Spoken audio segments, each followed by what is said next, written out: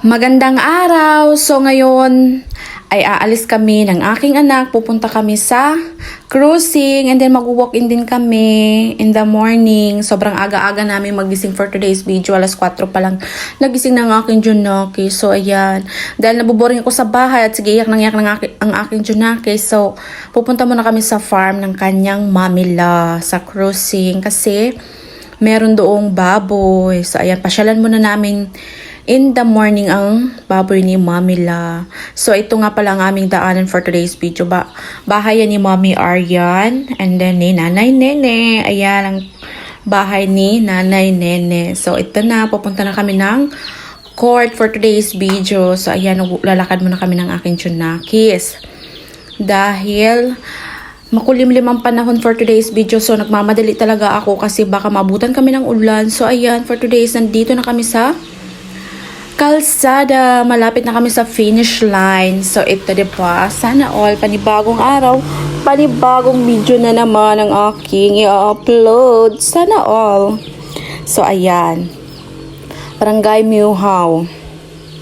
Ayan, so i-flex ko lang palang ang kalsada dito, no. Napakaganda ng view. Sana all.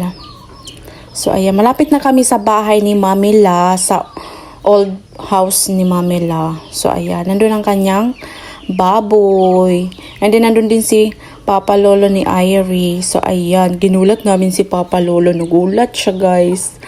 Ayan, so ito nga pala ang baboy ni Mami La. So yung iba, hindi na namin siya nabidyohan. So tatlo ang kanyang patining, yung buntis na baboy, tatlong kanyang buntis na baboy na anay. Tapos ayan ang kanyang tatlong baboy na hybrid. Napakalaki. Tapos meron pa yung native, tatlong native na baboy. Bagong ano lang yun. And then ayan yan dito ang sa loob ng bahay ni Mami La. So ayan, maraming kahoy. Sa daddy yan ni Irie, kanyang papa. And then meron din kaming pato. So yan, sunod-sunuran silang kay Papa, diba? Sana all. Nagpakain na si Father. Tapos ayan ang baboy na hybrid. And then yung native din na baboy ni Mama. So pasensya nyo na, guys, kasi madumi. Hindi pa kasi nalinisan niya ni Papa. At saka hindi pa rin niya napakain. So nag-video lang talaga ako. Ayan, diba? Sana all, ang daming pato ni Mother. Diba? Yan ang pato ni Mabda dito. Yan ang palagi niyang pinupuntahan dito sa cruising.